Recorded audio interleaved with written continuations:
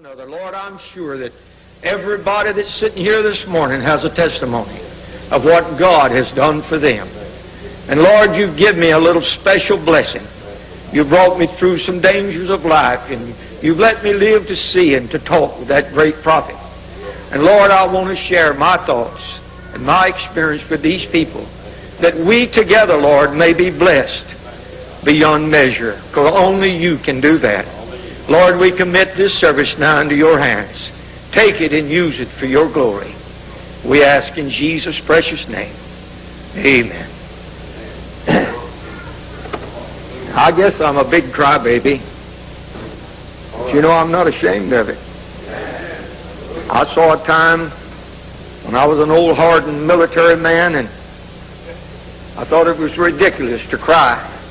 Had a whole lot of pride. But when Jesus Christ came into my heart, He softened that old hard heart and gave me something that I'm very thankful for this morning. I want to read just a little passage of Scripture, and all of you are familiar with it, but I think it can stand the test of your life and my life. In the book of Revelation, the 12th chapter and the 11th verse. And they overcome him by the blood of the Lamb and by the word of their testimony. And they loved not their lives unto death.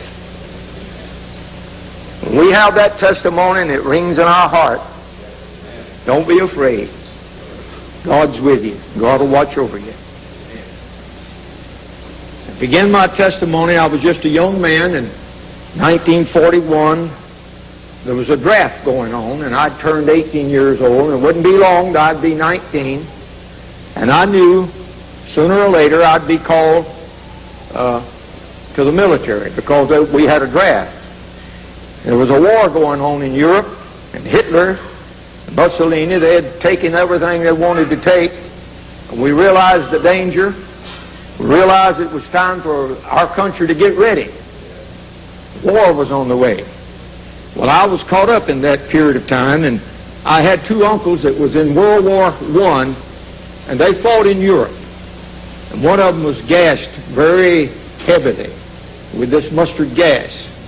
I always thought a lot of him, because he had a real testimony that God brought him through it. And you know, it was we talk about gas over there now, but I can tell you what he told me, and I saw the evidence. My Uncle Ben, when he would get hot and get to sweating, he would break out in big whelps all over his body. And it was due to this gas, this mustard gas, that got into his system. Of course, he drew a pension, but he told me, and Uncle Em, his brother, they told me, he said, now we're going to get in this war before it's over. And their advice to me was to join the military, get your training, and then you had a better chance of surviving the war. That was good advice. And I took that advice, and I joined the military, and I went to Hawaii. And it was there that, you know, you've read about it if you weren't living during that time, the attack on Pearl Harbor. Well, I was stationed there at Schofield Barracks, real close to the airfield where it was bombed. And, of course, we were bombed, too, and we were strafed. Now, you can say what you want to, and I was a ranked sinner then, and I didn't know God. But God knew me. He knew me before this world was ever formed. Now, about 2 weeks before the attack on Pearl Harbor, I had a dream about it. Now, I didn't know these things till God sent us a prophet, and he explained things to us. He said the gifts and callings of God are without repentance. God puts it there. You don't have anything to do with it to begin with. He does. So he showed me in a dream the attack on Pearl Harbor. And I looked up in the dream, and I saw those Jap planes diving down on us, and I saw the red rising sun insignia on the wings of those planes. And the machine gun bullets were strafing us. And I knew then that we were at war. Now, that was a dream. About 2 weeks later, it was on Sunday morning, and there was a bunch of us boys. We'd get up early, and we'd eat an early breakfast. We call it chow. And most of the boys were in the sack, that was in bed. That was GI language. In the sack. And you know, there were just a few of us up eating breakfast that morning, and we were getting ready to go to the beach. They had a beach over there, beautiful beaches. They had one specially reserved for the military. And we'd get in a big truck and we'd ride across Coley Pass over to this beach, and I'd stay over there all day long, swimming in the surf, riding the surf, catching the waves and coming in. Oh, life was beautiful. I was in the military, but I enjoyed that life. Well, I was up that morning along with several other buddies, and all of a sudden we heard a bomb explode. We thought that it was one of our planes that crashed. Now, we were not at war with anybody. We thought one of our planes had crashed. About 2 weeks before that, one of our planes did crash, and it had a big explosion to it. So all of us jumped up, and we run outside, and we were looking up to see if we could see the smoke coming up, you know, to see where the plane had crashed. And all of a sudden, here came the Jap planes down on top of us. And we were standing against the building looking up, and before we knew it, we were being strafed by these Japanese planes, and it seemed like he was so close you could almost reach up and touch him. And they let out a string of bullets right down that wall, and I was standing there, and concrete dropped off on my head, just above my head. And I knew then that my dream that I'd had 2 weeks before was fulfilled. Scared to death, didn't know what to do. I ran in between a little breezeway, and there was a table there, and I got under the table, just scared and shocked, you know. Something like that happened. You never had that before. You didn't know what to do. Young, too, and didn't know. And all of a sudden it came to me, so what are you doing here? I knew then what I was supposed to do. So I made my way up beside the building and went to the storeroom, supply room, and they throwed me a Browning automatic rifle and 2 bandoliers of ammunition, and the sergeant told me, says, you go up that hedgerow and go to the motor pool, and you wait there. And if a Jap plane comes down, the bomb will strafe the building, said you get a shot at him, open up. So we did all of that, and I got up there and I saw that Jap plane coming down, and all of a sudden, I had my gun cocked, I was ready for him. I said, he gets inside, I'm going to open up. But all of a sudden, here comes an American plane right in behind him, and a Jap plane dove like that, and they went out of sight. I don't know what happened to that, whether the American plane got him or not, but he never did come back to bomb or strafe that building. Well, later on, we got in our trucks, and we made our way down around Honolulu. We were protecting Pearl Harbor. Well, that was the beginning of the war. Well, my mother was, of course, she was scared to death, and it was about 3 months before they heard from me. They didn't know whether I was dead or alive. I don't know if any of you old-timers can remember that, but our back was to the wall. I tell you, we were in trouble. They had sunk our Navy, destroyed our Air Force, and there we sat on that island. All we had was the Army and the Marines that were there. That's all we had. And we were expecting an invasion, but it never did come. If it had, it had been quite a fight, because they hadn't really hurt the Army, but they had destroyed our Navy and Air Force. Of course, that's what they intended to do. Well, my mother was nearly out of her mind, and I had an aunt, one of these old-time praying Methodists. Back in those days, people knew how to pray. And she came over to my mother's, and it was my Aunt Ellen, and she said, Julia, I'm going home, and I'll pray, and I'll let you know what God has to say. Now, some people think, oh, God wouldn't speak to you. God wouldn't show you that. You know, we've got a lot of unbelief in the land now. But back in them days, there's people that knew how to believe God.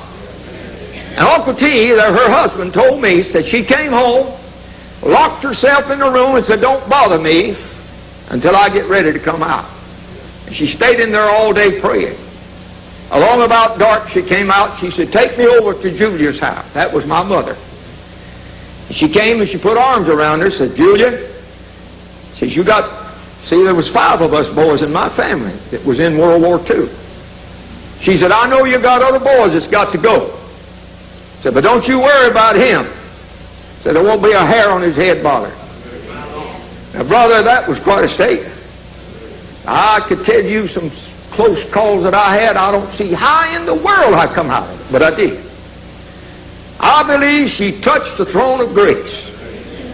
She knew what she's talking about. Because here I stand today as a witness that God answered prayer. Well, they shipped us off to Guadalcanal. Maybe none of you ever heard of the place. Now, let me tell you something. That was the most horrible place that I've ever been. Diseases, every disease you can think of, I think, was on that island.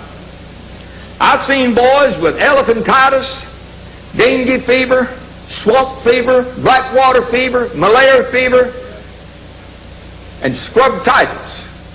Those were disease, and then they had the sleeping sickness. All of that was prevalent there on that island. Every time the enemy would knock out 2 men, diseases would take out 8. And I nearly died on that island. In fact, they had to ship me off the island. After we took the island from the Japanese, we were in bivouac, and I began to get sick. And they shipped me off that island to a big naval hospital, and I began to recover.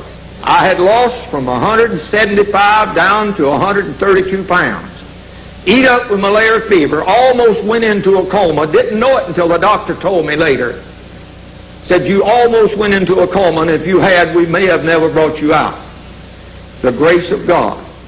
A prayer being answered. Hallelujah. I look back on it now, and I ask myself, Lord, why me? Why did you have such grace in my life? I didn't deserve it. It's His foreknowledge. He knew me before I ever knew Him. Let me tell you something, young people. If God deals with you, don't you turn your back on it. You surrender it. You surrender that life to Him. Now, we went down on Guadalcanal. I was a radio operator, field artillery. And I was up front with the infantry. We were what to call a liaison team or forward observer. And it was our job when the infantry run into something, pillboxes or gun emplacements, that they couldn't break through. It was our job to crawl out there, pick out the enemy target, and it was my job with communication to get the order back to the guns with the right coordinates and dropping artillery in there, knocking a hole in the enemy lines where we could get through. Now that was my part that I played in the war, forward observer. And of course you need to, they went for these guys with communication, your telephone and your radio. They knew that if they could knock that out, they could cripple your unit. So I was a pretty live target. God took care of it. God's grace took care of it. I know when we went up to the front line, we pulled up there in a Jeep, and I didn't more get my radio out of that Jeep. A Jap had slipped through our lines, got it in one of these great big trees, and those trees were covered with vines that looked just like that kudzu vine. The only difference was these vines had bars on them, like blackberry vine. And it was just literally covered with it. And they'd get up in those trees. You couldn't see them. They were there. And they would tie themselves in. They'd take the gun and tie that in. And while I pulled up there that day and reached in to get my radio, and he cut out on me, he cut the grass all around me, but it didn't touch me. The grace of God. Listen, I know something about God's grace. I'm telling you, this happened to me. We called the infantry over there, and they came over with the Browning automatics, and they just literally covered that tree. That Jap had no business being there, but they could slip through your lines. They were good at it. And they had special gear that they could put on, rubber suits and rubber knickers and things. They could climb those trees. They were good fighters. And they made it hard on us. God spared me. Well, anyway, we broke through the Japanese lines, and we couldn't keep up with them. When the infantry breaks through, they just keep going. They don't give them a chance to recover and dig in and have another battle. They just keep pushing. Well, they put me in a Higgins boat and put me around there where they had captured this little village, Kokumbona, and they had the Japs all bottled up on the end of the island.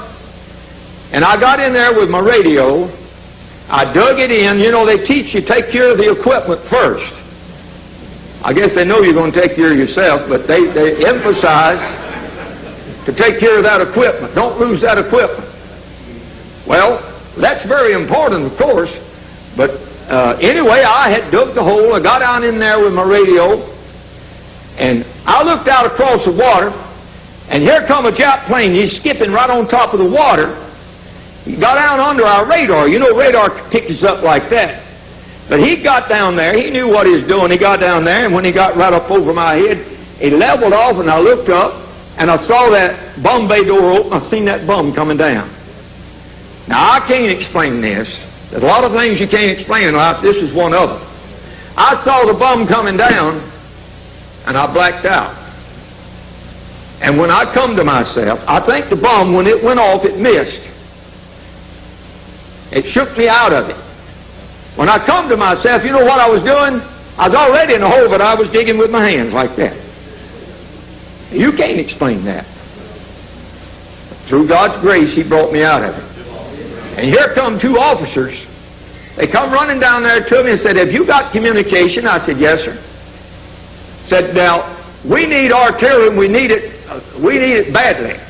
Said, "We've got these Japs bottled up out here on the end of this island," and said, "If they break out and come toward us with a banzai attack, we don't have enough men to hold them." Said, "Get communication, tell them, and give them these coordinates. We got to have artillery." Well, now here's where it came in good.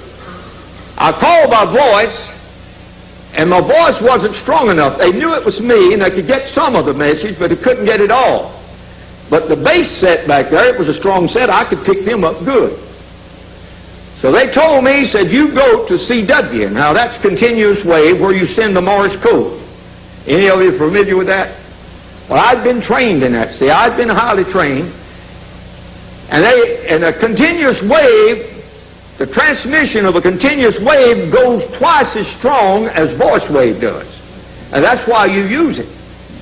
So they told me, said, "You send your coordinates by CW, continuous wave, and said, we'll repeat it back by voice to be sure that we got the right coordinates." So that's the way we did it.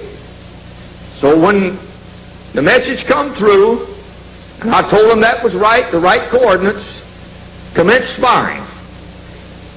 And just by the grace of God, about the time the Japanese was coming out of their holes, throwing a banzai attack, the artillery hit them.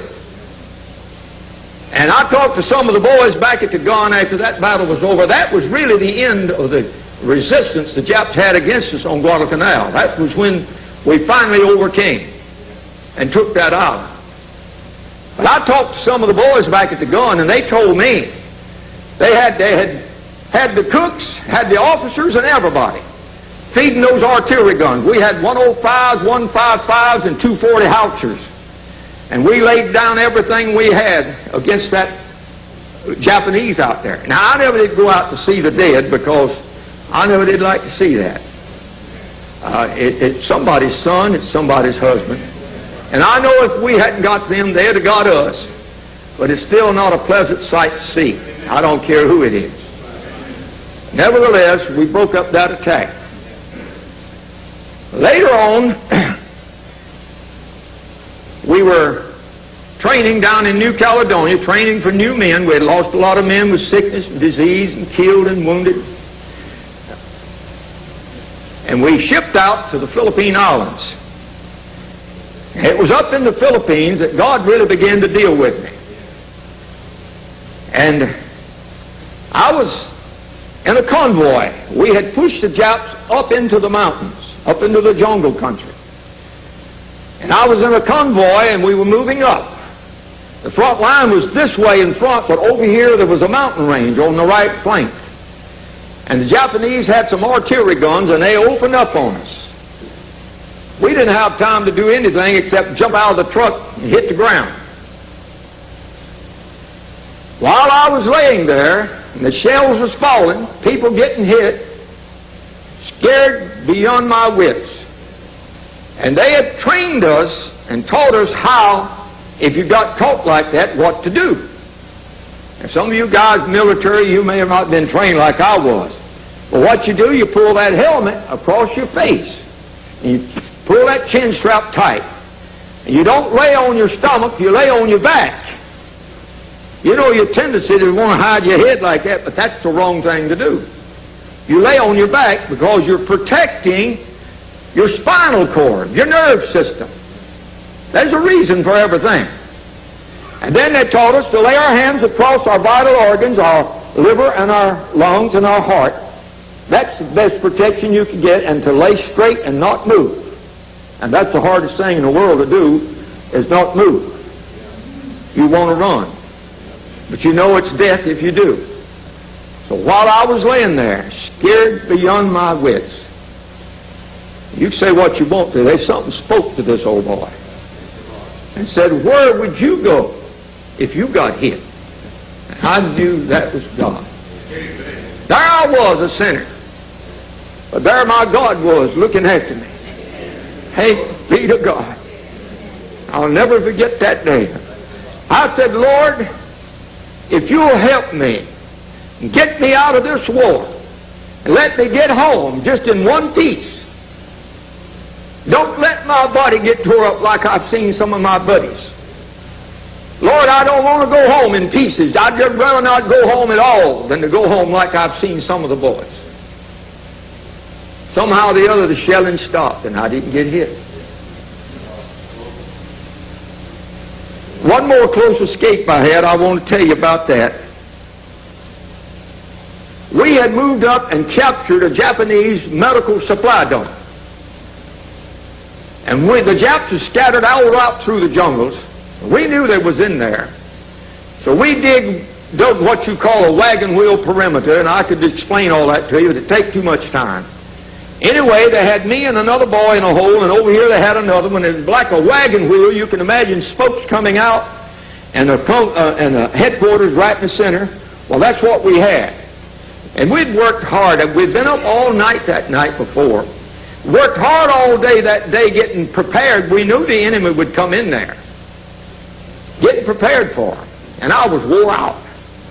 I mean, not physically, I was wore out. I was sleepy, I was tired. And they sent a new guy in there with me, and he'd just come over from California. He didn't know nothing about a war. Never had any experience. So I sat down and talked to him. I said, now listen, I'm going to stand the first 2 hours watch, and you stand the second 2. And we whispered, you know, like that. I said, now don't you shoot your gun or throw a hand grenade or do anything. If I'm asleep, I said, you wake me up first. I said, if you start that, I said, I come over live, I might shoot you before I'm fully awake. I said, don't do that. He said, oh, I understand. Well, I stood the first 2 hours watch and nothing happened. Told him to take over. And we dug our hole deep enough that I could sit down against the wall of the hole and my head was still below the surface. And I just fell off to sleep. I was worn out. Just a little bit, he shook me. I raised up, he said, I hear something. Well, I listened the best I knew how. And I couldn't hear a thing. I said, if you hear it again, wake me up. He said, okay. We was whispering now, back and forth. I wasn't asleep. It just seemed like as soon as I closed my eyes, he'd shake me again. He heard something. I began to wonder, did that boy really hear anything, or was he scared? Well, the third time he done that, I knew it was time for me to do something. I said, duck your head. I said, I'm going to pitch a hand grenade out there, and if there's anything out there, we'll flush it out. He did, and I threw the hand grenade, and when that hand grenade went off, there was a Jap screamed out. I had wounded him with shrapnel. And he jumped up and he ran right out in front. We had what you call a roadblock. Men sitting there with a machine gun. He ran right out in front of that roadblock and they cut him down. Well, that night we'd killed 11 Japs trying to break through and get into that perimeter, you see, and get that medical supply done. Well, the next morning we began to see just what had really happened there. And I had actually, that Jap was so close, I had thrown the hand grenade over his head. And he had one of these big, long, Hawkbill knives. He had a rifle, had a bayonet on it. He had 2 American hand grenades. He'd killed an American somewhere and got our hand grenades. Now, he was loaded. they got him. And some of the shrapnel that I had thrown that hand grenade was in his legs, and some was in his arm, and some was in the butt of his rifle. But that's the last close escape I had, and it wasn't long after that they shipped me home. Well, back in 1953, my mother-in-law was a Church of God woman. And she said, I don't have nobody to take me to this tent meeting up here at the Anderson Fairground. So there's a preacher up there. You may have heard of this man. His name was Theo Jones. And he was a young evangelist, and he came out of the Church of God and had gone independent. And she wanted me to take him up there. Now, I wasn't a church-going person. I didn't go to church anywhere. So I liked the woman. I said, sure, I'll take you up there. So I went up there, and I sat through the meeting. If you don't think God knows how to get to you, I want to tell you this.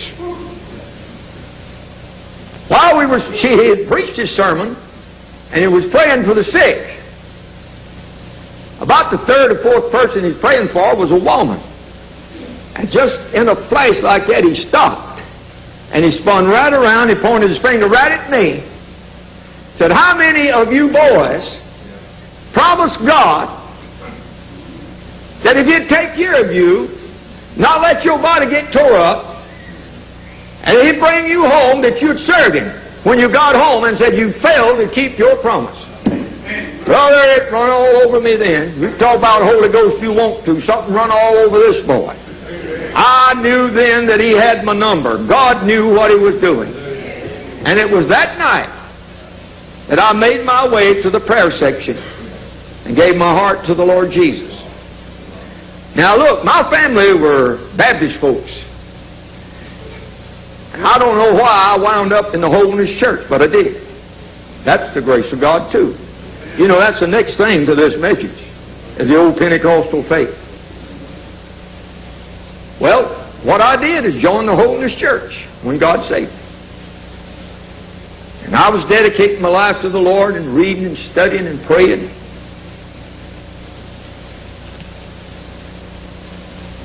And I had a first cousin. He was going to the Church of God College in Cleveland, Tennessee, studying to be a Church of God preacher. And one day his mother came by, my Aunt Eula, and she said, Gerald said, John Marshall said to give you this book. He thought maybe that you would enjoy it. You know what the title of that book was? William Branham, a man sent from God. Oh my. I'd heard about William Branham. I knew nothing about him. And somehow or the other, you see how God works. Now, my cousin, he's a fine boy. And he's got one of the biggest churches of God right in Anderson. But he don't believe this message. And my Aunt Eula that brought me the book, she didn't believe this message. Now, they didn't say anything against William Branham. But you see, if God don't open your eyes, if He don't open your understanding, there's no way you can see it. So don't fall out with them people because they can't see it. In fact, you need to be praying for them. Because they're in trouble. They're not bride. Listen, bride is here. Bride is in this message. This is a bride day message that we've received. They can't help it. But anyway, Aunt Eula brought me the book, and it thrilled me so much. I was working second shift. I started reading that book, and I did not lay it down until I finished it. It must have been along about 3:30 in the morning when I finished reading that book. I wept and cried on every page. I wish I had that book now. I didn't realize the importance of things like that. I wish I had that very book. And I got on my knees there in my kitchen. I'll never forget it. I said, Lord, let me see this man before I die. I want to see him. This was in early 1955. Now, I don't want to get away from my notes. If I do, I won't be able to cover everything I want to cover. But Brother Bannister back there and I were working in the textile mill. And every evening, we were on the second shift. Every evening, we'd gather out there in the entry out of the weave shop. We was working in the weave shop. You know how, if any of you work in the textile mill, the weave shop is an awfully hot, humid place and a whole lot of racket. But we'd go out there to eat our supper at night. We'd bring our lunch. And we were talking about getting up a trip, going to Macon, Georgia. Now let me tell you something. Macon, Georgia is a focal point. God sent that prophet here for a purpose. And I'm one of them. You see, that message reached out, bringing in the predestinated seed from all directions. This is a focal point. You think about that a little bit. And look what God has done. Pull people from all directions. We come here. Wilbur Collins, the pastor of Branham Tabernacle, he lived not very far from Brother Branham up there in Kentucky and never knew nothing about it. I've heard him tell this. He was going to a Methodist college down here studying to be a preacher. And it was here that God called Wilbur Collins. It was here that he was healed. That's something. Oh my. You ought to be thankful to God that God chose this little place. This is the place that God put His finger. And I'm a benefit from it. Now, Brother Bannister and I, and several other boys, we were talking about getting up a trip. We talked about it a whole week. Now, there was one old man there. His name was Mr. Will Anderson. Now, he was an old-time Methodist, but you'd have never known it because he never did talk to anybody. He stayed to himself. And he'd come out there, and I didn't think he was paying us any attention. He'd sit over there by himself and eat his lunch. He never spoke to us or talked to us. But the whole time we were talking, he was taking it in. And that Friday, I'll never forget it. We started back into the shop, back to our job, and Mr. Will got me by the arm. He said, "Gerald, can I go?" That shocked me. I didn't think he had been listening to us. I said, "You want to go, Mr. Will?" He said, "I sure do." Now, what was we doing? What were we doing? We were bearing witness. Something great was down there in Macon, Georgia. Stirred his heart. He wanted to go too. A lot of times you can have a testimony you think it's not doing any good. But there's a good example for you. Well, we got up the trip that Sunday. I told him, he told me, he said, "Gerald said, if you'll let me go," he said, "I'll put in the gas and oil down there and back." Now back then, a dollar was a dollar. That 1955. I said, "Mr. Will, you won't have to do that." I said, You just put in your part, and we'll go. Sure you can go. So we came by that morning and picked him up Sunday morning. And here we came to Macon. And the first meeting we were in, up there in the Coliseum, I guess you call that, or some type of hall. Well, the auditorium. And I'll never forget it. Brother Branham came out. I'd been to a lot of meetings. But not like that one. There was something special about that one. Brother, he come walking out there with a Bible across his heart and said, "Good evening, friends." And when he said that, something come down out of heaven. I mean, you could feel that something. That Holy Spirit was there. And he began to talk about how that angel came to him. And he said, all of a sudden, he just staggered back like that. He said, "I won't have to talk about him anymore." Said he entered the skylights of this building. Said he's circling this auditorium right now, and he's settled down here on this platform. Oh my! You could feel that presence of the Almighty in there. And then he began to call people out. But during this time, or at the end of that meeting, that man, that little Methodist man, Mr. Will Anderson, he made his way back there to Billy Paul or somebody that was handling the literature, and he got a prayer cloth. Now this beat anything I'd ever heard. There that man was. we never dreamed that he would be interested. And look what took place. He got that prayer cloth. He was a loom fixer. And he pinned it to the undershirt. And when he was out there in the weave shop, a loom would be stopped, and a weaver would come to tell him what was wrong. He said, "Wait just a minute." He'd open that shirt and said, "You see this?" Now, they didn't know what he was talking about. He said, "That's a prayer cloth that William Branham prayed over." And they just stood there dumbfounded. They still didn't know. But you see, he knew what was taking place. He was a believer. I won't tell you about this man before I go any further. The time come that he got sick, and he was in the hospital. And somebody come and told me, he said, "If you want to see Mr. Will," said, "you better get up there." Said, "The doctor said he's dying."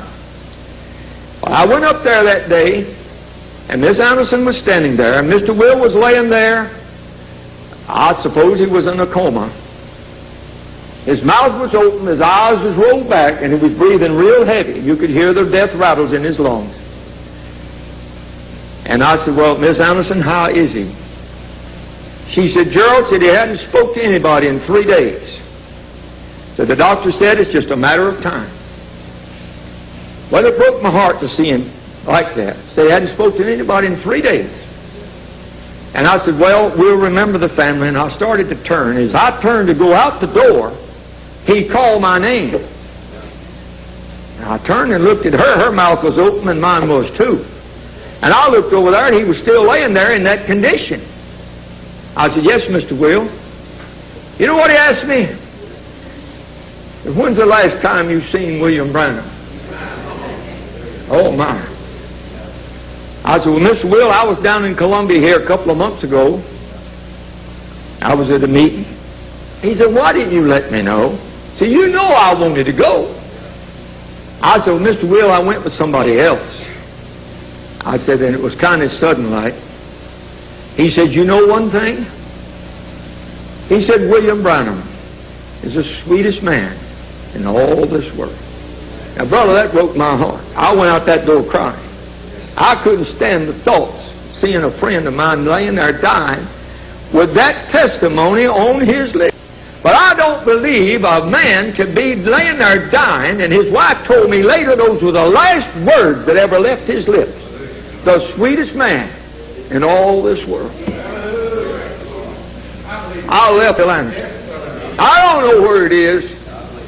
But I'll tell you, if I'm standing there as a witness, he comes before me, I said, "Lord, I remember when he made that statement."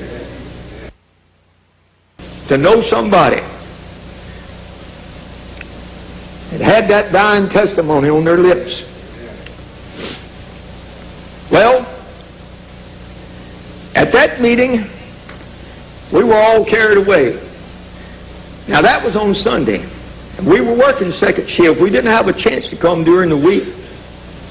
So the next Sunday, we came back to Macon, Georgia, and they had the meeting out in this ball field. Or what was that, a ball field of some kind? Well, there were seats down there, and we got in the seats. Brother Branham had a big platform built up that he preached from. And we were sitting there in the chair, and there was a man, and I saw this now, roll right down by me with a wheelchair, and this little girl was sitting in this wheelchair. Her legs were withered away, just like polio. I took it to be told polio. And I thought to myself, "Oh, Lord, that child can't be healed." That's what I thought. But he rolled that child right up to that platform where Brother Branham was preaching. During the service, this one old fellow, now I had two friends to go with me, and I got to tell you about them.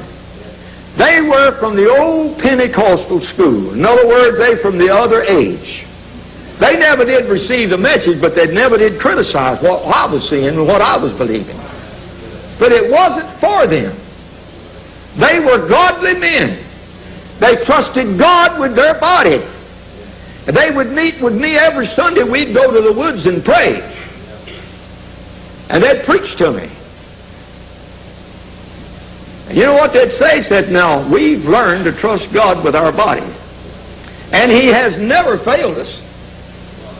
But let me tell you, brother, this old Brother Felker, he'd look at you, and his hair was white as snow. He said, let me tell you, brother, if you can't trust Him, said, you better hunt you a good doctor. And I felt like going through the floor. You know, I didn't know what to say. And I didn't know how to answer them old men. You see, they got converted back in the old days when they really trusted God. And those men trusted God. And they lived a life you couldn't touch their life. But they never did. I think they were too far down the road. They just, well, Brother Branham told Brother Collins. Brother Collins wanted to see his daddy get saved, you know. His daddy was an old Methodist. And he did everything to try to get his daddy to see it. And Brother Branham even talked to the man, never mentioned water baptism. And one day, Brother Collins said he was baptizing somebody, and Brother Branham come along and smiled all right. Brother Collins said that relieved his heart. Well, I feel that way about these old Pentecostal brothers. You see, I was born into the kingdom of God right at the time when that age was dying and this bride age was coming in. You know, 1950 is the age when Brother Branham made that statement. America had her choice to receive this message, but she's turned it down. Well, that was your denominational systems. They turned it down. And I was born into the kingdom of God during that time. And I knew those people from that other age. And I don't criticize them. They couldn't see it. They wasn't supposed to see it. Thank God. He stirred something in my heart. Well, while we were sitting there, and the meeting was going on, I looked over here on my left, and this old Brother Felker, he was weeping and crying. He had his handkerchiefs out, and he was crying. I mean, it was an old, gray-headed man. He must have been in his 80s. And he's weeping and crying. And I kept wondering, you know, me being a young fellow back then, I wondered, well, what is he crying about?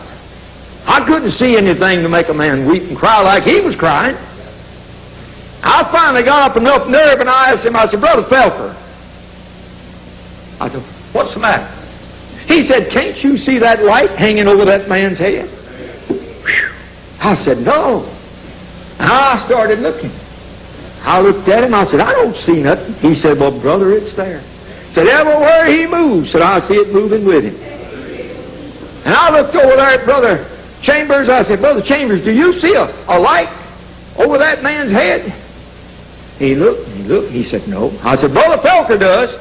He said, if he says he sees it, said he sees it. Said he wouldn't tell a lie about a thing like that. I said, that satisfies me. Those two little men, they knew each other from years and years and years back. They had confidence in each other.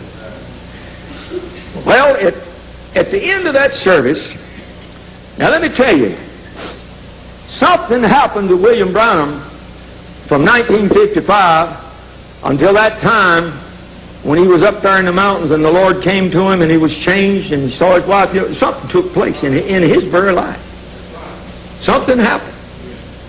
Now down there in Macon, Brother Branham was under that anointing so strong, and it looked like his coat was just coming off. He staggered off that platform, and finally at the end of the service, Billy Paul come up behind him, like he always did, and he bopped him in the ribs, fixing to take him off the platform. And he was leaning back, and Billy Paul was holding him up. And he said, just one more. I saw this little girl walking a while ago. I took a deep breath. I said, surely not. I'd done seen that child's legs. I didn't think there was any hope. And he said, honey, he said, do you believe Jesus could heal you? She shook her head. He said, that's your dad. Lay your hands on your little girl. He said, all right, honey, you can get up from there now. She let out a comment and began to run and cry. Well, that broke up the meeting. Everybody was crying. My, I said, what a miracle. What a great, wonderful miracle that my eyes have seen. Something that I didn't think could possibly be. There I saw it transpire right before my very eyes. Oh, my. Well, from there, I've done left my notes, but I've pretty well covered everything. so far. I went to see Brother Branham down in Columbia at the Assembly of God Church. There was a fellow there, his name was Bigby. He was a pastor of the church. And he was a believer. I heard him make the statement. He said, some people call this ESP. And some people call this mind reading. Some people call it fortune telling. He said, but let me tell you folks, I believe it's the Holy Spirit. I'll never forget that. I don't know what happened to that man. But somehow or the other, he said what I was saying. It's the Holy Spirit that was doing that in the life of William Branham. Well, that was a day service that I was at, and I was sitting there with a little old tape recorder. And honestly, I didn't even have the money to buy a tape recorder. I borrowed one from my brother-in-law. And that's the one I had down there. And I was copying the message that Brother Branham preached. Well, he preached his sermon. And the floor was full of people that were on rolling cots. They were just full of people. And he prayed for people that came across the platform. And the pastor of our church, Sanford Jones, his mother-in-law came across that platform, and he said, I see you with doctors standing over you. I see you in an ambulance. I see you come to he said, you just come from the hospital and you came here. See, he was seeing all these things. He told us, said, you come from the hospital. I saw you in the ambulance. You came here. He prayed for her and ministered to her. Well, at the close of the service, the most outstanding thing I saw that day stood in my mind. When he left the platform, he began to point to these people. He said, and God has healed you, and God has healed you, and God has healed you, and God has healed you. And I was watching him. And he pointed to one woman, and I saw him point to her. He said, God has healed you. Well, most of these people screamed, and they come off of them cots, and they started worshiping God. This one woman, she just laid there. Now, I went up to her. See, Brother Branham had left the platform. I went up to her, and I said, did you come dressed to get off of that cot? She said, yes. I said, he said God had healed you. He said he did. And I said, he sure did. She throwed that sheet, and off of there she come, and she began to run up and down there. I thought, oh my, there she was healed and didn't know she was healed. All I had to do, I said, he said you was. You see, I believed it. And when I told her that, that's all it took. She throwed that sheet off, she come, and she started screaming and running and crying and worshiping God just like the other people that God had healed. Well, I went again to Columbia, and it was in a night service. Now, there was a fellow there in Anderson. He was a rank center, but he liked me. I never did try to force nothing on him.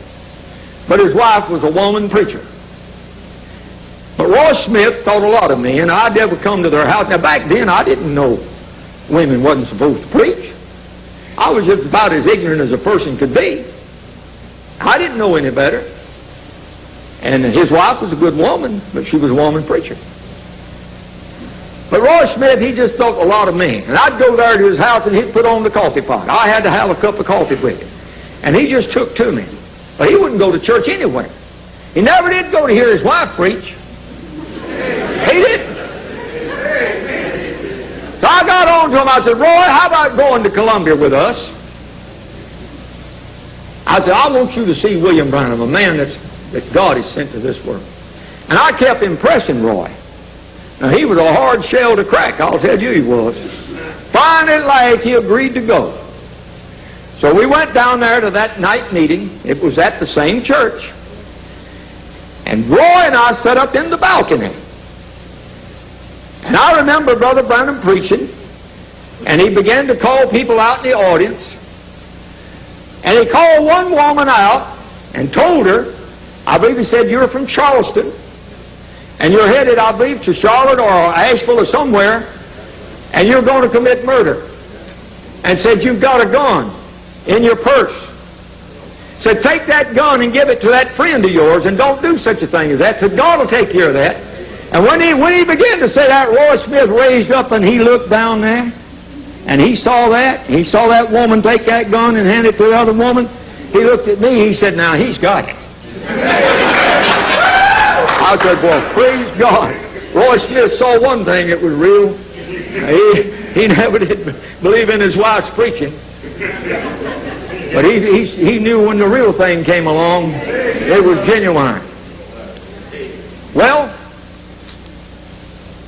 I was still in the Assembly of God church when all that was taking place. It wasn't time for me to come out. Brother Bannister back there, he was the secretary and treasurer at that church.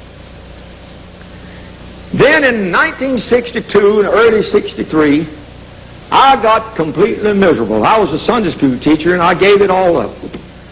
There was something wrong with me and I didn't know what it was, I'll be honest. But I knew I didn't want to belong to that church any longer. I can't explain that. But I was just finished with it. I wanted to get out of it. I didn't know why either. So I went to Brother Bannister, he was secretary. I said, take my name off the book. I said, I don't want to be a member no more. He said, what's wrong? I said, I don't know. Just take my name off the book. Well, it was at that time, about 2 weeks later, I got a package in the mail. And what it was a whole list of William Branham's tapes. Now, honestly, I didn't know he put out tapes like that. I never knew those things. But I don't know how I got that package with all those tapes on there either. I don't know who sent that and how I got it, but I did. See, there's a lot of mysteries in life that you cannot explain. And that was one of them. Well, I got that list of tapes, and I began to read through there. And I run across that message of spoken words, original seed, and something that shake me like a leaf. Well, I read all the way through all them other, and there was a bunch of them. And I read through there. I come back and I start over. I get down to that spoken word, original seed, and there come that shaking again. I said, maybe that's what God wants me to hear. So I sat down, now listen, I still have my brother-in-law's tape player. I didn't even have one of my own. I had his borrowed. And you know, tape players back then, they were more or less a new thing, you know. I think his came from Sears Roebuck. But I ordered the tape, and while I was listening to the tape, one evening I went into a vision. Now, I'm glad Brother Branham interpreted these visions for me, because if I told the visions today, 90% of the people wouldn't even believe it, start with. You know, that's how much unbelief we got around us. But now, I had the vision, and I'm going to read it to you. Now, this was in 1963, just before the seals was preached. And that's the time that I got baptized. Now, it wasn't until 1964, when I met Brother Branham down at Beck's Grill, that he told me to write those visions down and send them to him. And it was at that time that he gave me the interpretation to each one of these visions. But here's the vision I had in my bedroom. Now, I was listening to that tape, Spoken Words, Original Seed. It said, one evening about 4 o'clock, while listening to one of your tapes, I was lying across the bed, not asleep, but relaxed, listening intently to the message. I suddenly fell into a vision. The message I was listening to, Spoken Word, the Original Seed.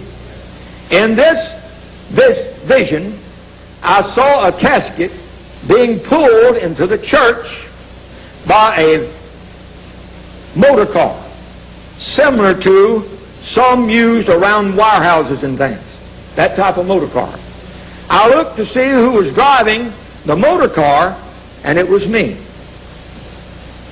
Now, I saw the vision. I saw these men pull this huge gray casket up into this church. It was a huge, dark, gray casket. And then I saw this motor car back up and hooked to it. And I looked up, and I saw the driver of that motor car, and it was me. There I stood against the wall seeing the vision. And the vision left me. It wasn't until 1964 when I wrote the vision down, and this is what the prophet said. Now, I want you to listen close to this. That was you dead in your sins. See, that was me in the casket. That was me on the motor car.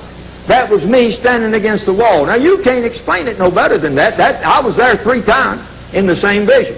But look what he said. That was you, dead in sin. You pulled yourself into the presence of God by His grace. That explained it all to me. By His grace. Now, who could interpret a thing like that? Who could tell you a thing like that? Nobody but a prophet. Well, seemed like a few days later I was listening to another message and I went into a vision again. Now here's this vision. The next vision I saw was in the same manner. While listening to a message on tape, I again saw a vision of myself holding a book in my hand, wondering what kind of book it was. I was looking it over like that, you know, wondering, what is this? And it was all in the vision now. The book was old and worn. It looked like Scotch tape or something were holding the backstone. It was about the size of a composition notebook or a telephone directory, about a half-inch thick. As I was turning it over in my hand, wondering what it was, I heard a voice above me say, "Open the book." That was a voice right out of heaven. Now this is all in the vision. A voice right out of heaven spoke and said, "Open the book." I opened the book, and it was written in large, bold letters like this: "This is my servant." And the vision left me. I didn't know what that meant. I thought it was talking about William Branham being God's servant. That's what I thought. Now look at what he said. He said the book is the Bible, His perfect, sweet Christ, the Word. There's the right interpretation. It wasn't the prophet. It was Christ the Word. That's Him in written form. That's what God was trying to show me. Well, a few days later, I went into my third vision.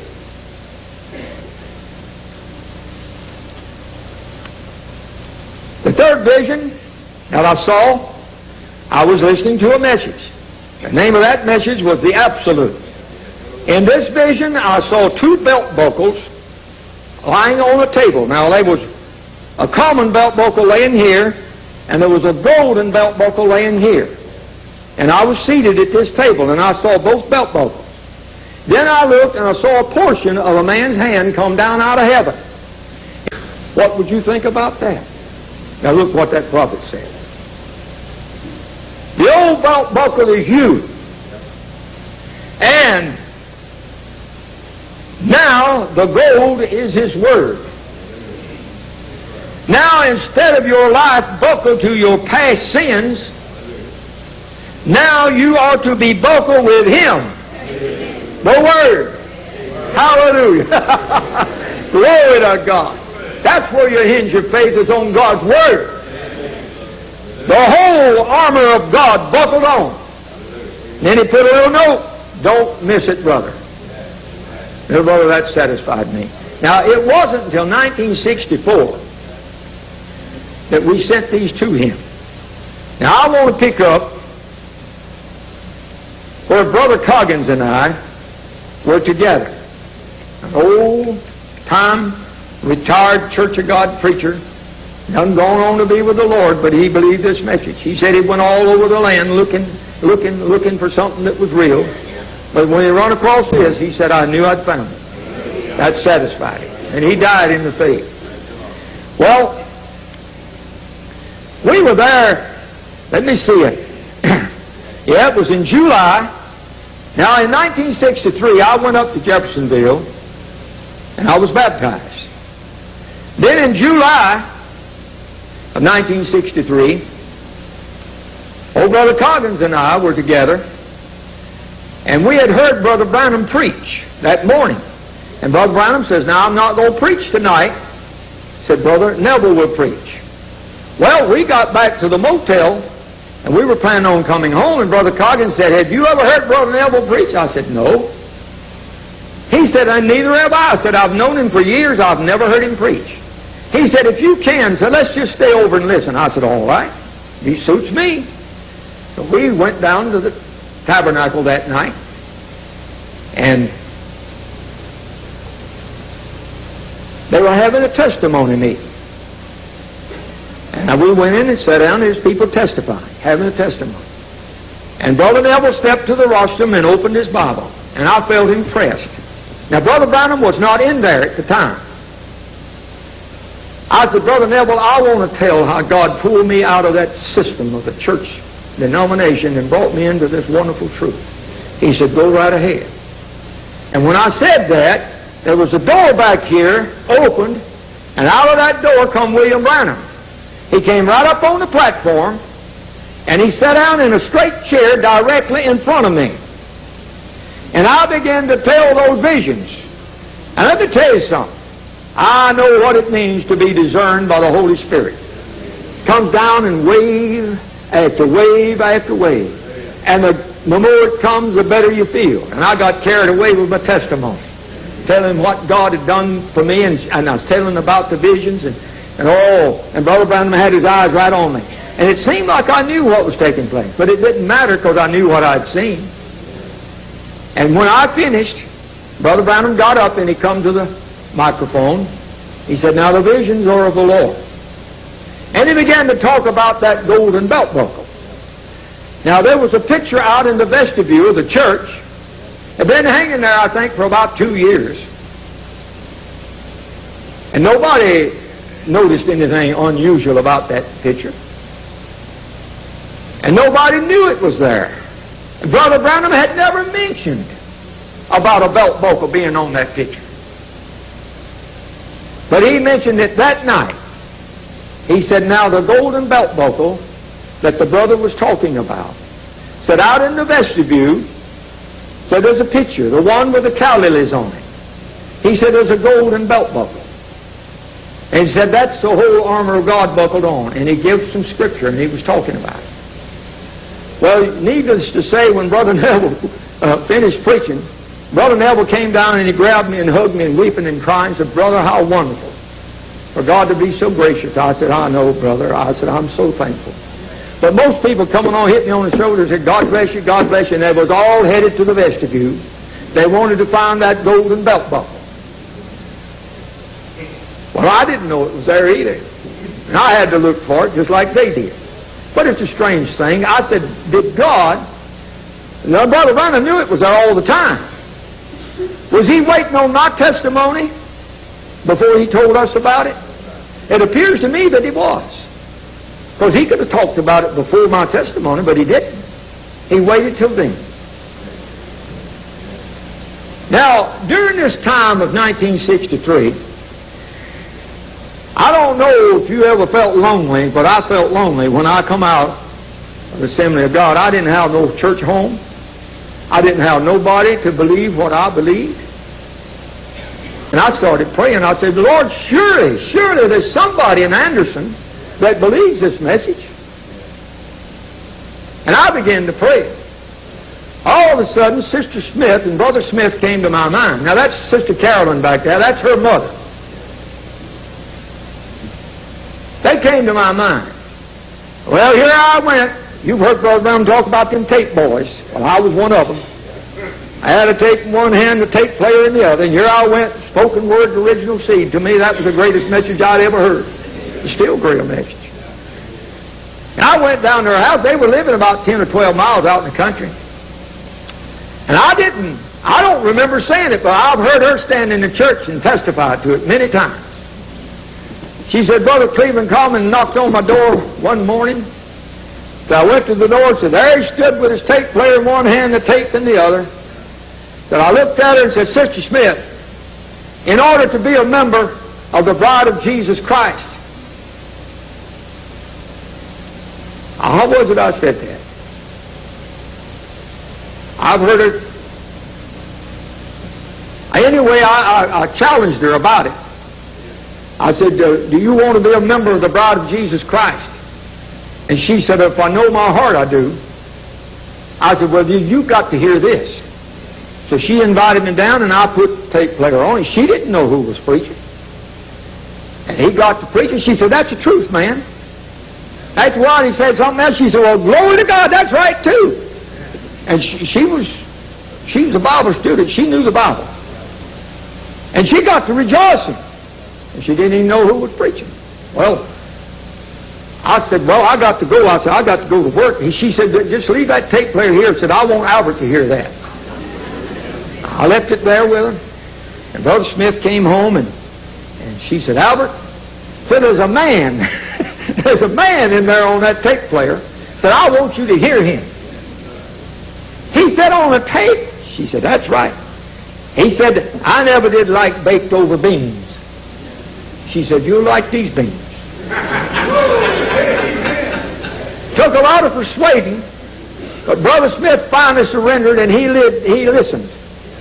Now let me tell you what God really did. I didn't realize it myself, and I look back on it now. Brother Smith was Sunday school superintendent at a little Church of God down there. His wife was a pianist, and I think she was an assistant teacher or something in the church. And they were more or less pillars of the church. And there God sent me sneaking right in there with a tape player. And just brought them right out of there.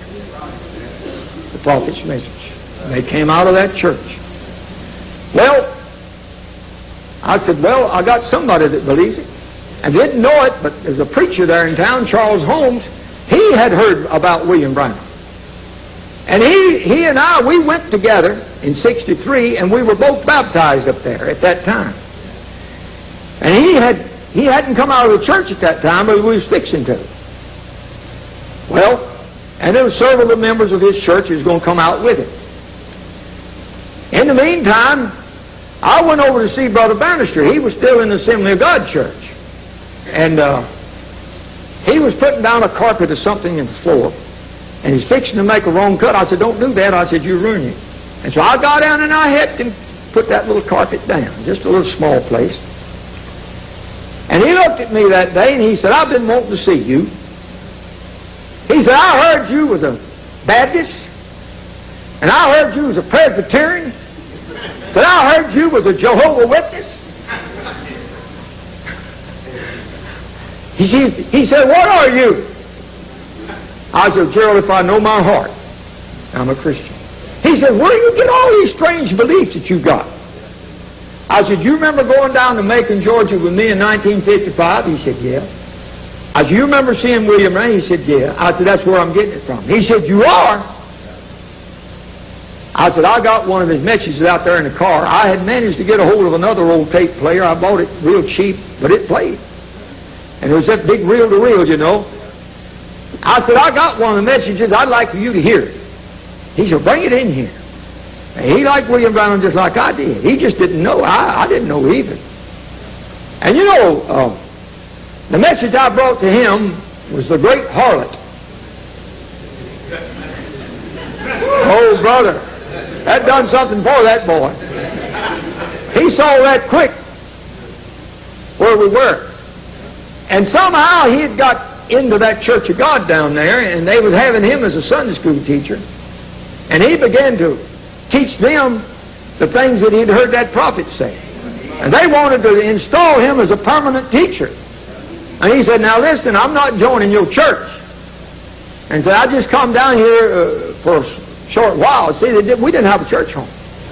But you see, at that very time, these people had come out of this other church, and we got together and we established the first believer church there in Anderson.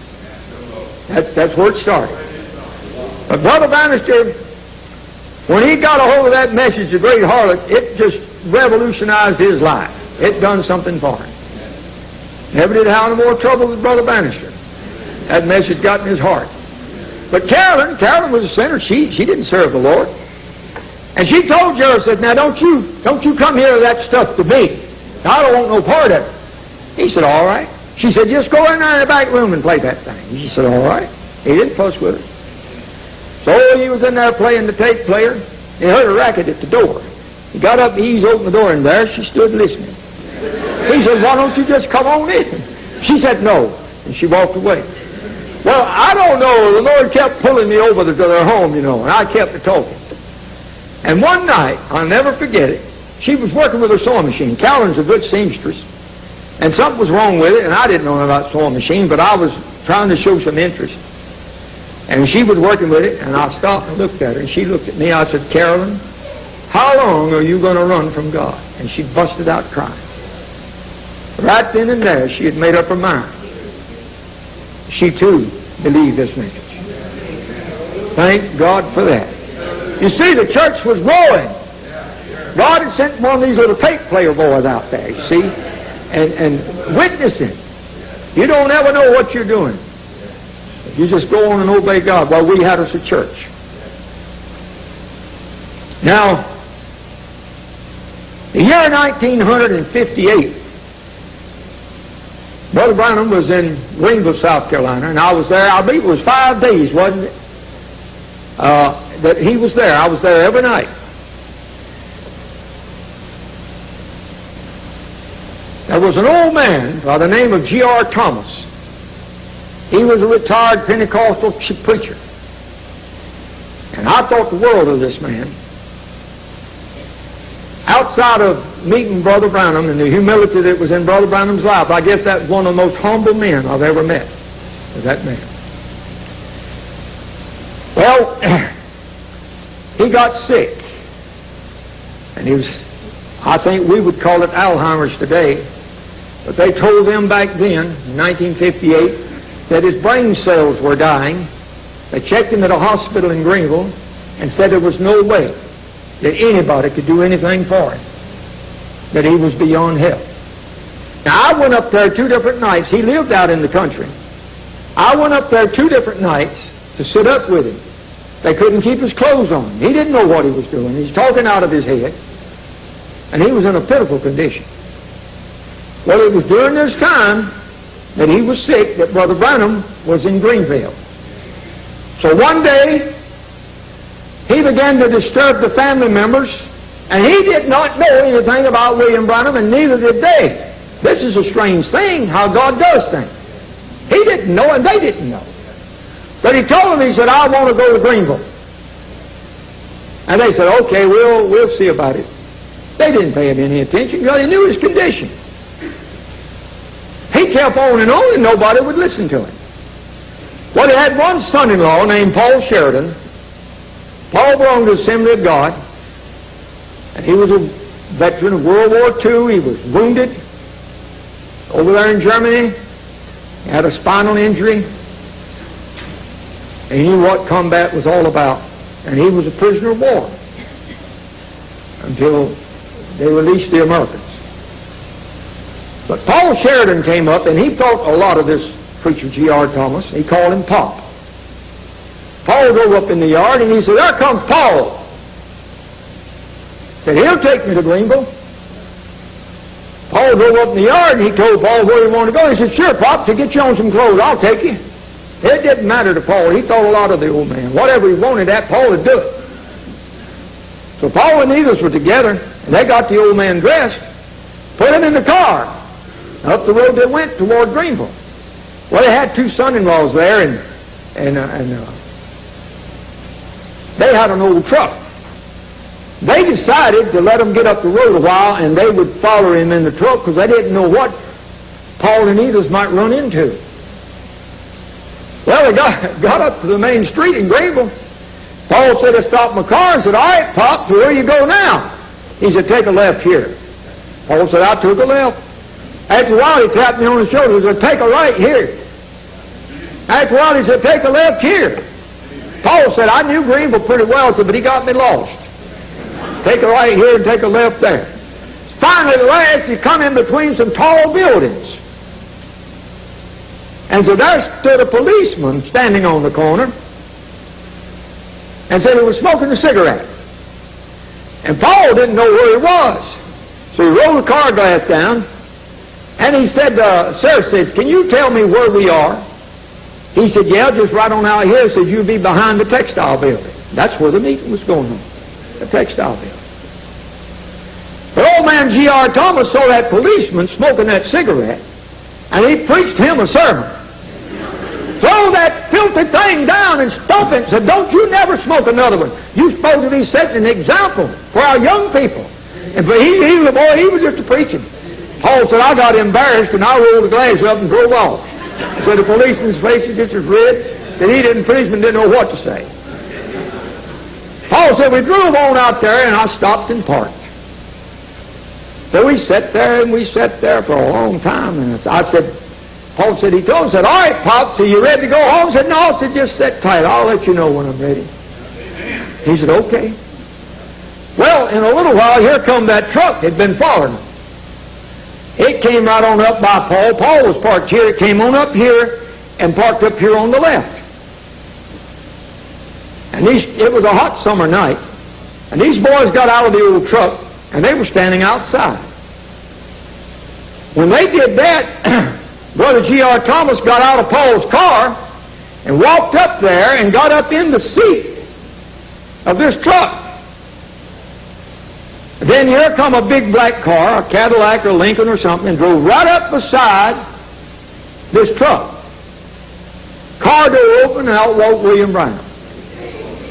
He got right, he didn't say a word to nobody, walked right up there and got up in the truck and put his arms around Brother Thomas. He said, Brother Thomas, I presume? He said, yes, sir. Said, you're a retired minister of the gospel? He said, yes, sir. And said, you're a very sick man? He said, yes, sir. And Paul and Edith was around the truck, and these two boys are standing there. Brother Branham said, let's pray. They told me it felt like you could feel the earth moving under your feet, the way that man prayed. And when he finished, he said, take him home, he'll be all right. Now listen, Brother Bannister was in the church when I was in the church, and that next week, G.R. Thomas come to church, and his mind was just as clear and sound as mine is right now. And he never did, till the day he died, he never did have that trouble anymore. Hallelujah. And he got up before the church, as humble as a child could be. He said, now I know I've been a very sick man, and I may have said some things or done some things that wasn't just right. He said, but I was sick, and I didn't know. He said, my mind left me. He said, if I've offended you or hurt your feelings in any way, so I'm asking you here and now to forgive me. Country. And he drove his old car down to my house. And I was surprised to see him. He said, Brother Cleveland said, about 5 o'clock this morning, said, the Lord woke me up. He said, I'm sick in my body. Said, he told me to come down here and to have you to pray for him. Pray for me.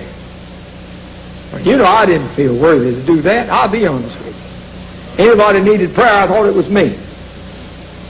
Well, we sat down and got to talking, and I began to tell him all my problems and all my heartaches. And I said, I got a sick baby. And I was disturbed. And he sat and listened just as patiently as a person could. But when I told him all of my troubles and all of my woe, he said, that's about the most pitiful case I've ever heard. He said, except one. Said, I know a man. All he done was good. Healed the sick, cleansed the leper, and raised the dead. And said, they hung him on Calvary.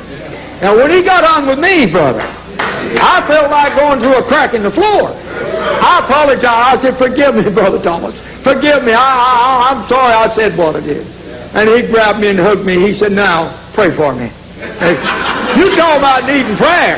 I was a boy that needed prayer after he got on with me. I didn't feel like praying for him, but, you know, he said, God said you to pray for me. Well, I got down on my knees, and I don't know, I was weeping and crying and praying for him. But you know what? God healed him. He had obeyed God. He had done what God said do.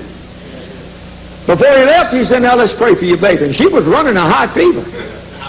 And we went over and laid our hands on my little girl. And after he left, I went and got the thermometer, took her temperature, and she didn't have it. She was healed right then, just like that. I said, God, how great you are. To send a saintly, godly old man to my house. And for these things to happen, for a man to just put me in my place where I belong. When he got on with me, I knew who I was. I was Mr. Nobody. But the grace of God has kept me to this hour. That's a story. Old Brother G.R. could tell you some things. He got converted. He started off in the Baptist church, got out of that into the Methodist church, and he said somebody come to him one day and said, you ought to go down to that tent meeting. So there's some crazy people down there. So they run and shout and scream and holler and roll in the sawdust and say, you never seen nothing like that. He said, my. You know, that was new. Pentecost was back in those days, around the turn of the century. You see how blessed I've been? I've got to know these people that lived then, and now I can tell you about it now. He said he and his friend went down there, and he was sitting on the aisle, and said, this woman got to shouting. Power of God fell in the place, and all the hairpins come out of her hair, and said she was shouting, come dancing up that aisle. He said, I'll find out if she's real. Said her eyes was back like that. She had them closed. She's dancing up that aisle, and he stuck his leg out. Said, if this is real, said, she'll get over my leg. And said she got to that and just jumped right over it and kept right on shouting. So after a while here, she come back down that aisle. Said he stuck his leg out again. Said she got to that, she just jumped over his leg and kept right on shouting. He looked at his friend and said, now these people got something I ain't got. Said, I want it. That brought that man into Pentecost. You see what you can do? Obeying God. Those was his testimony. Now, say what you want to say. I believe he's from the old school. But I believe someday I'll see Mr. Will Anderson. I believe someday I'll see Brother G.R. Thomas over on the other side. I just believe that. You say, well, brother, you don't know. No, I don't know. But I've got a testimony. And I believe this testimony will stand at the white throne judgment, brother. I believe it'll stand. After that testimony up there that night that I gave, and that morning that I gave the testimony, and Brother Branham was there, and he didn't interpret the vision, but he talked about the golden belt buckle. Then, in 1964, I had a burning desire to go to Jeffersonville. And we already had a little church. And I wanted to go so bad. And I went to a friend of mine, Brother E.J. Gunner. And he always was ready to go to Jeffersonville. He believed the message. And he had a new station wagon. So I went to him. I said, Brother Gunner, let's go to Jeffersonville. I don't feel like going, he said.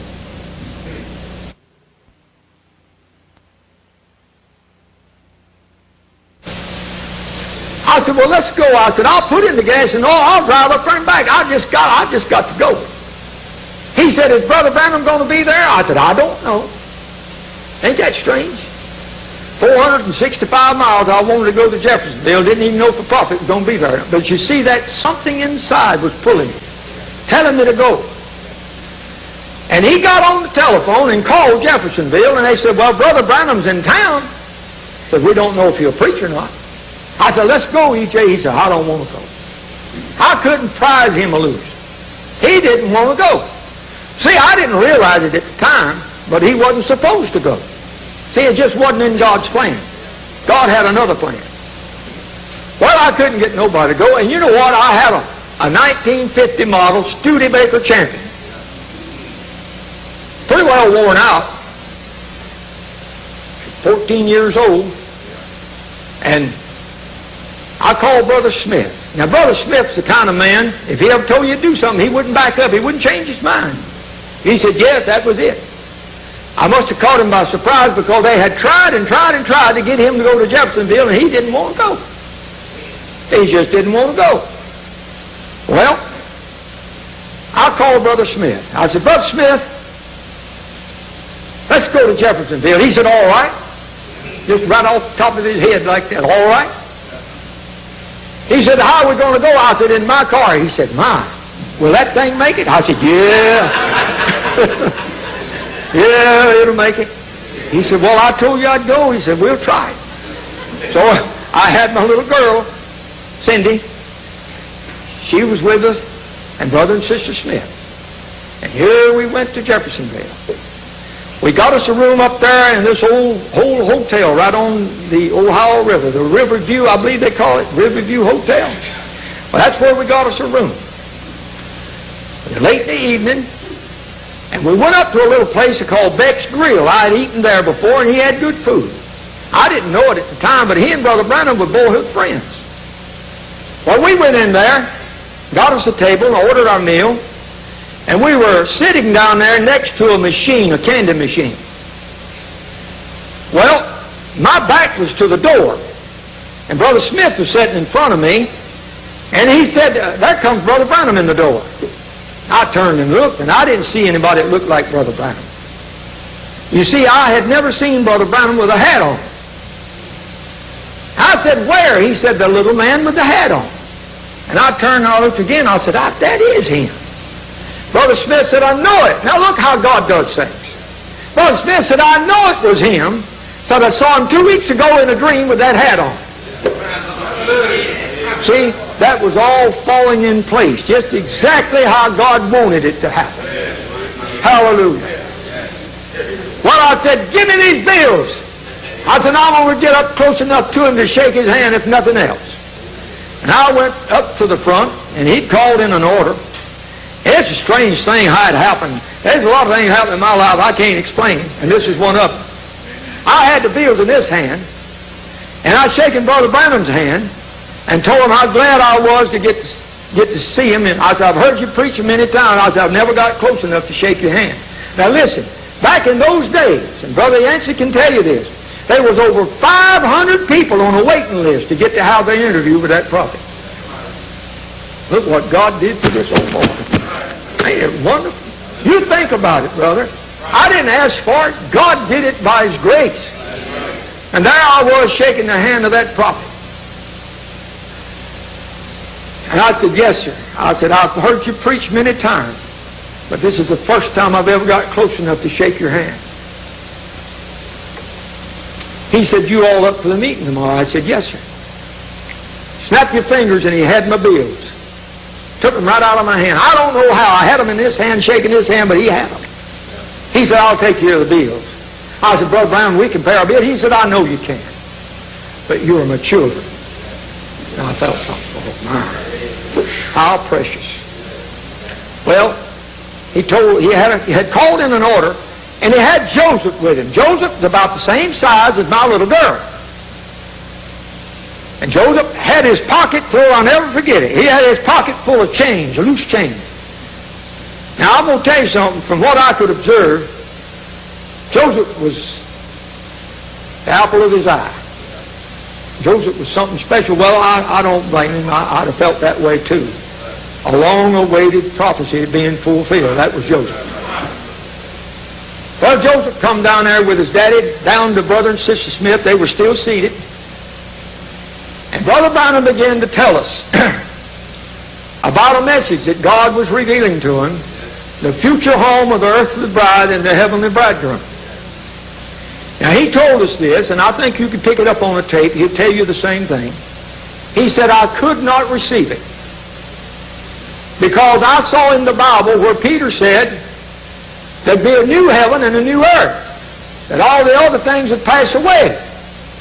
And he said, yet something kept telling me that it wasn't going to be exactly the way I was thinking it was going to be. And I kept praying about it.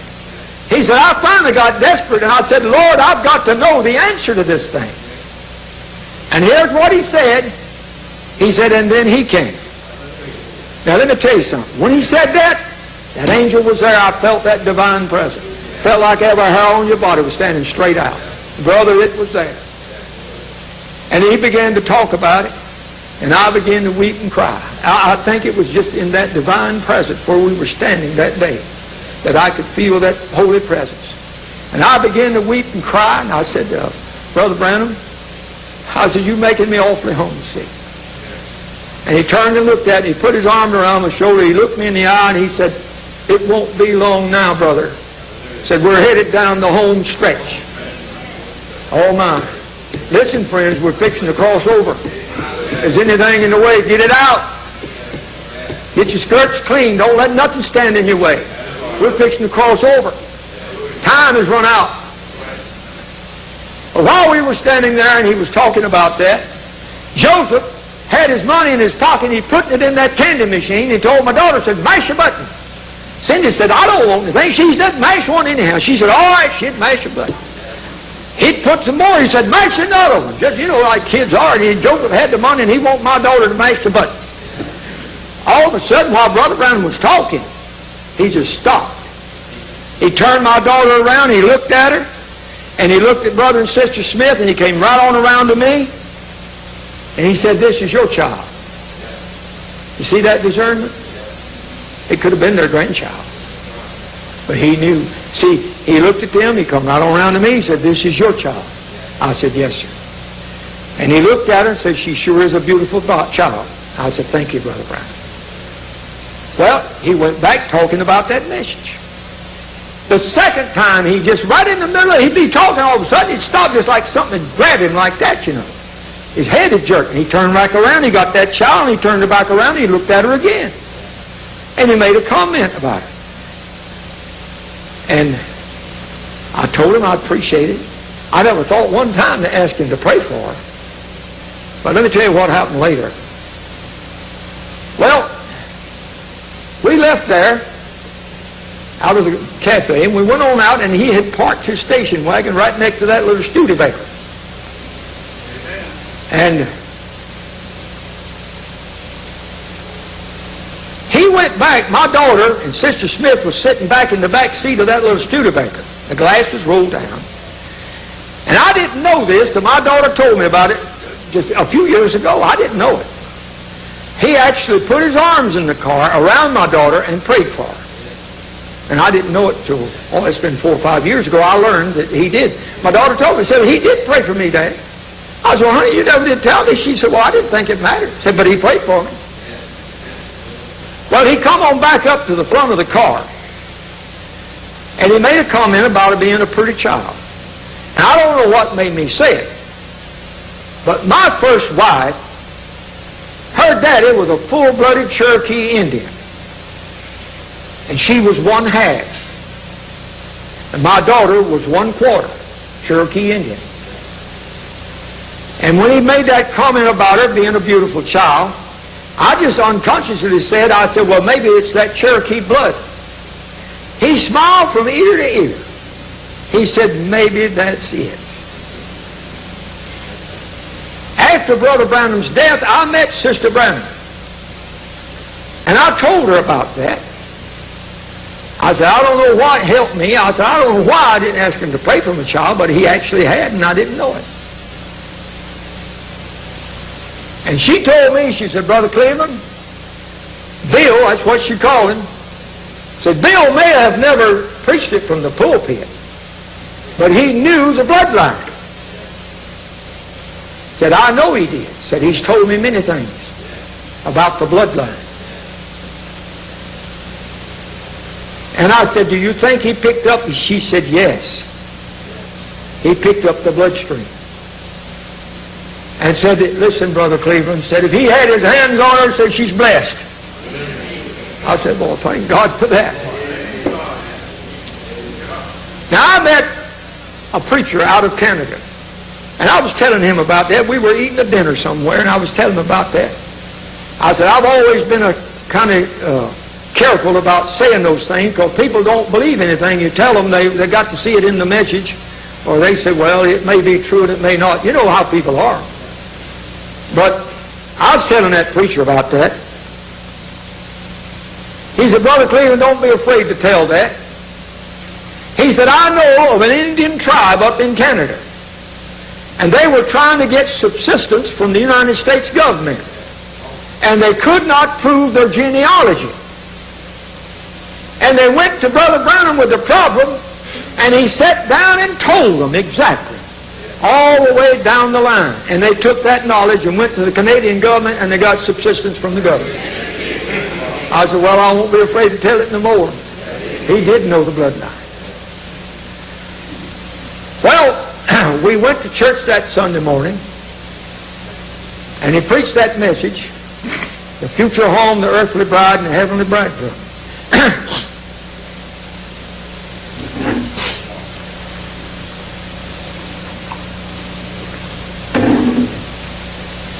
We came out of church that morning. Sister Smith was a sick woman. She had a bladder infection. And she was sweating across her nose. She was pale. She was a sick woman. And I realized it. And he didn't pray for the sick that morning. We came out and got in the car. I mashed on my brakes and I didn't have any. Well, you know how you can pump your brakes and get a little brake pedal. That's what I did. I made my way down to a little service station and I stopped. I told that fella, I said, I got something wrong with my brakes. I said, would you check it? And he opened the master cylinder and it was dry. So he filled it up with fluid. And he said, pump your brakes and let's see what you got. And I pumped my brakes. And then all of a sudden, he was outside looking. All of a sudden he said, stop it now. I said, here's your problem. The right back wheel. Now we picked up old Brother Coggins. He was up there. He came back with us. And me and Brother Smith and Brother Coggins all saw this. We come out and we looked at that brake cylinder. Had busted. And the fluid was running out on the ground. And the guy told me, he said, you got a busted wheel cylinder. I said, can you fix it? He said, no, not today. Today's Sunday. He said, if you stay over till tomorrow, I can fix it. I said, well, now, I got a sick woman back there. We got 465 miles to go home. I said, I want to go home. What can I do? He said, you buy several cans of brake fluid, and as you run out, you just keep pouring it in. Says, you'll make it home that way. Well, I did. I bought 4 cans of, they were pint cans, too. They were big cans. 4 pint cans of brake fluid. I never forget Inland brake fluid. They may not even make it anymore, but I bought it that day. Put it in the car, and we went from over in Indiana across the Ohio River, and there was a big eating establishment. I don't even know the name of the place, but I knew we had to eat a meal. And then I made up my mind, you know, we eat a good meal and we'll just drive straight home without stopping. Well, we went in and got us a table, and I think everybody ordered chicken, and Sister Smith was so sick, she couldn't eat her meal. And so we ate our dinner, and I went up and paid the bill, and I came back down to the table, and when I was coming down to the table, somewhere back there in a back room. Now you think about this. That prophet had preached a message over in Indiana that morning, come across the Ohio River to that particular place. If you don't think that's the leadership of the Holy Ghost, you tell me what is. And he came to that place, and when we were fixing to leave, all troubled and tore up about the car and about Sister Smith being sick, here come William Branham down there with the manager, I suppose. There's a man with him. And he came down to the table. And I said, Brother Branham is sure glad to get to see you. I said, we're in trouble. He said, what's your trouble? I told him about my car. I said, we got 465 miles to go and a lot of across them mountains. I said, I've got a sick woman here. Sister Smith is sick. And here's what I've noticed about William Branham. Something happened to him from the time I saw him in 1955 when he staggered all over the platform. Something had happened because he just, like that, he did not pray. He just hesitated like that, and he looked back at me, and he touched me on the shoulder and said, now you go on home and be careful. I said, everything's going to be all right. He reached over there and touched Sister Smith on the shoulder and said, go on home, Sister Smith. Said everything's going to be all right. Well, I felt relief. We got in the car and started down the road. I guess it's 35, 40 miles down the road. I was still worried about Sister Smith. I said, Sister Smith, how you feeling? She said, never felt better in my life. I looked back there. They had put her dinner in a little bag, you know. They told her, said, you might feel like eating it later. I looked back there, and there she was with my daughter, and they was eating chicken. Her color had come back. She was perfectly normal. Well, we began to rejoice. And you know, I didn't think too much about my car until we started out of Tennessee, coming down across the mountains there to that Indian reservation. You know that long mountain? It's about 5 miles. It just keeps coming, you know, out of Tennessee into North Carolina. Well, here we was coming down that mountain. It done got dark on us. Never had stopped and put any brake fluid in my car. Never had thought too much about it. But when I began to have to ride them brakes, coming down that mountain, the thought come to me, boy, these things have got a hole now. I didn't know what to do. But those brakes felt like brand new. There was no give to the pedal. There was nothing there. Just like brand new brakes. I said, Brother Smith, something happened to this automobile. He said, what do you mean? I said, these brakes. I said, you know, we never have stopped and put any fluid. I said, you know that fluid was running out on the ground? He said, that's right. I said, you know, we ain't never stopped putting. He said, that's right. I said, it feel like brand new brakes. He said, oh, you kidding? I said, you just wait till we get out the bottom of this mountain. I'm going to let you drive home. I'm tired anyway. I'll never forget Brother Smith. He was right comical. He got behind the wheel, and he'd speed that car up and he'd slam on the brakes, and we'd nearly go through the windshield. He looked at me and said, what about that? I said, well, what have I told you? He'd speed that thing up again and hit them brakes, and here we'd go nearly through the windshield. Finally, he looked at me, he said, God has done something to this automobile. I thought, oh, God, how wonderful you are. You know, I kept that little old car about 18 months. Never did. If I'd have known then what I know now, I wouldn't have never got rid of the car. But I didn't know it. I never did put a wheel cylinder in it. I never did put any more brake fluid in it. The master mechanic had got a hold of that car. And he'd done a wonderful job. As long as I had it, it never did give any trouble. Is anything I missed, Brother Bannister? What is it I missed? Sister who? Oh!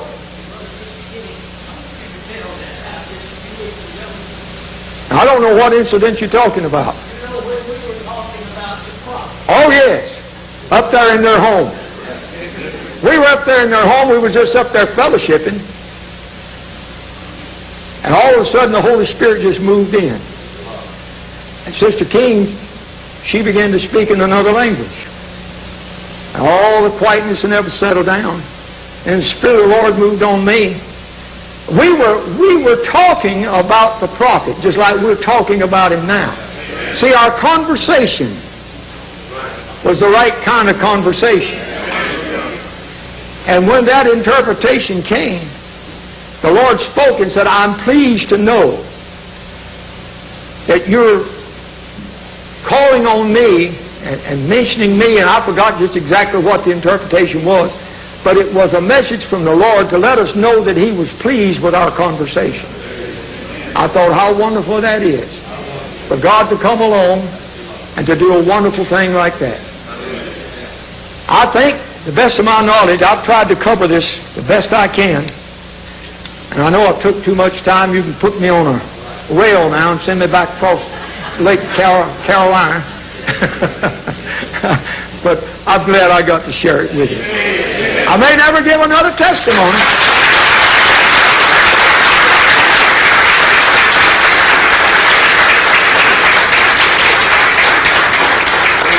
I told my wife,